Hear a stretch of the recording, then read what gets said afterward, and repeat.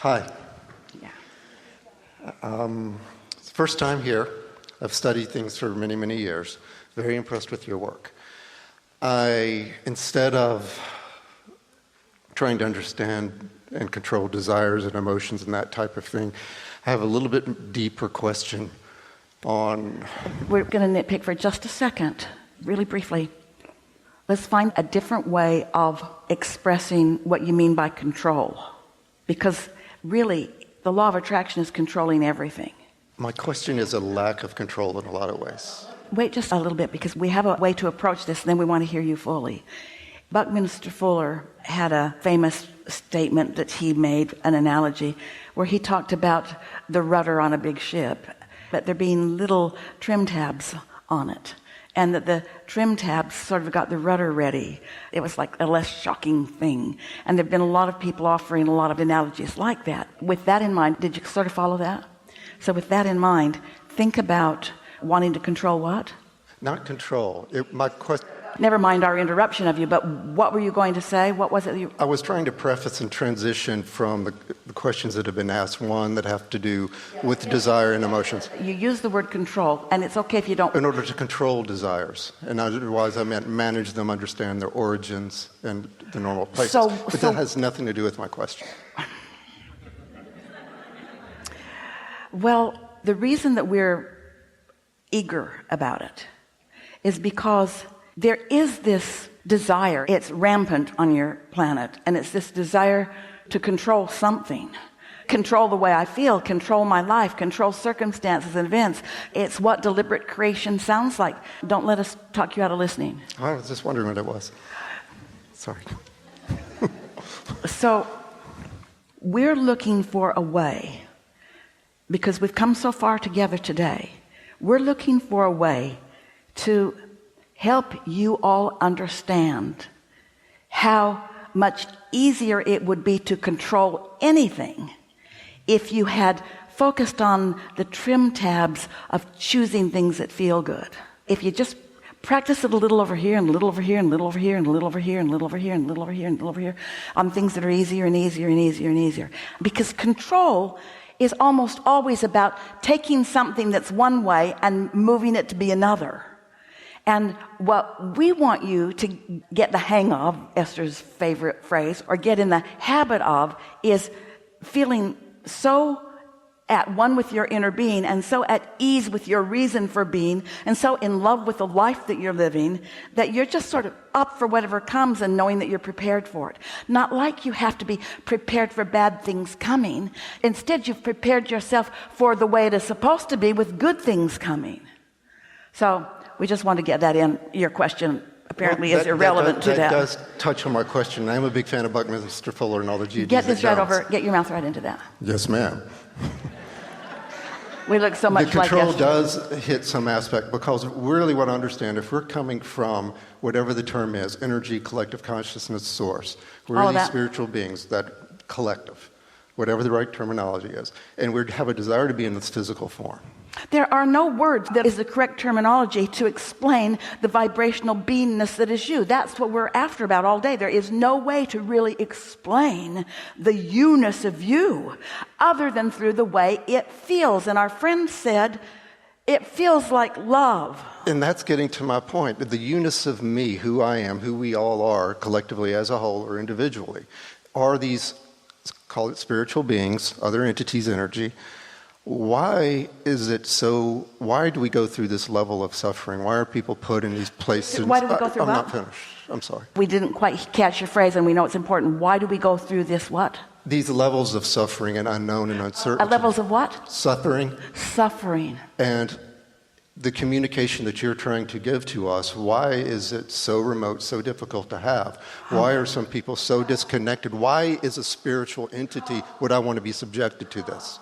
Because you couldn't ask for the other end of the stick of suffering if you didn't know suffering. Keep listening. Because being able to isolate suffering also isolates well-being. To isolate confusion also isolates clarity. You couldn't know clarity without confusion. You couldn't know abundance without poverty. You couldn't know light without dark. Just don't take it into we couldn't know good without evil, because that's just the pinching off of it. And you're getting right at what we've so much been wanting to get at all day long here today, that if anything's in the room, somebody said it just now, it's a good thing. Our friend just here, it's in the room, and it's okay that it's in the room. It's better than okay. It's essential. It's essential to the creator that you are. It's like there being plenty of colors so that you can paint. But Beautiful why things. would we, being cognizant spiritual beings, knowing that, go into here and then be blinded by that from the physical manifestation of ourselves? And then want a desire to have someone like you come and teach us? When you made the decision to come into this physical body, so we're just going to tell you how it goes. I mean, really, in a way that we've never spoken so clearly before, because of the clarity of what you're asking. You're always evolving. We all are, because we're eternal and we just keep becoming more. And humans don't know it.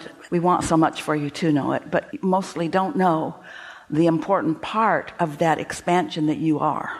And the reason that your part is so important is because you said, I will go into a big environment of contrast, and I will learn to focus that contrast into my personal choices and preferences so that I can uniquely create more than has been before.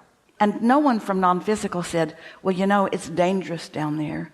You might get led off into stuff you don't want. Everyone says, yeah, go, mix it up and identify unwanted in the room. Because when you identify brilliant, leading edge creator that you are, extension of us, when you identify the unwanted black, whatever it is, we know for sure what you mean on the other end of that. And the universe has just become more, because you've been willing to expose yourself to something that just gave birth to something else. You knew that step one was where all of the newness would be decided. But it wasn't risky to you, because you knew that you would come and do that part and choose. And we knew that we would hold to what you've chosen, and in a really sort of corny way, keep the light shining on it so that you can see it in a bright way, so that you could feel your way to, in very simple terms, you go, you mix it up, and in your words, you suffer. But that's not what non-physical was saying, and it's not what you were pointing to. You weren't sent to suffer. You were sent to discover. You were sent to discern. You weren't sent anywhere. You came to explore and to find, knowing full well. It's what our friend, where are you, said so clearly just a minute ago. She said so clearly, it's all right that I have found this feeling that doesn't feel so good.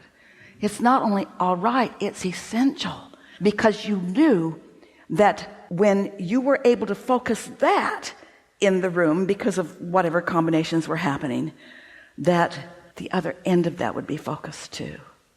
And you said, oh boy, that's worth it. I want that. That doesn't feel like suffering at all. That feels like giving birth to something. And your inner being says, and it'll be okay, because when you give birth to it, we'll give it our undivided attention. We all will. We will all give it our undivided attention. And it will reverberate in a very strong way.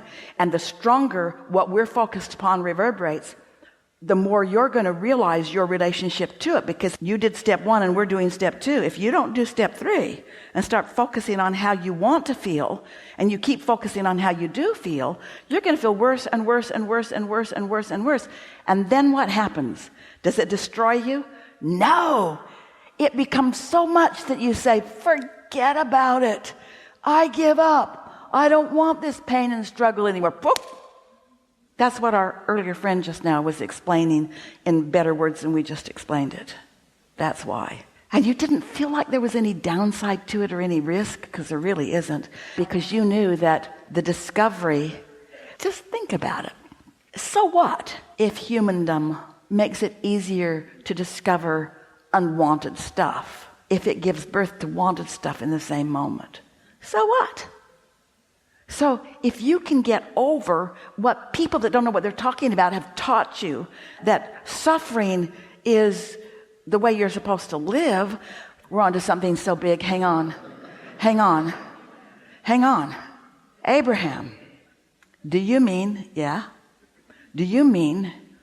that we were so eager about having life experience and knowing the value of contrast that some of us get lost in it thinking that that's why we're here and that's a good thing to suffer? You kind of lost track of your inner being because there was enough of it around you kind of lost track of it. But here you are playing with us.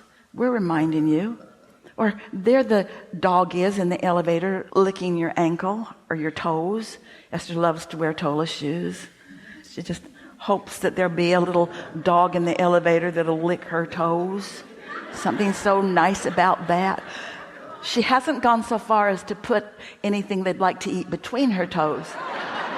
But she's been thinking about it. She's been thinking about it. You're satisfied? We'll go further. I'm satisfied. I'm good. That was really a good conversation. I did a hug or no? No.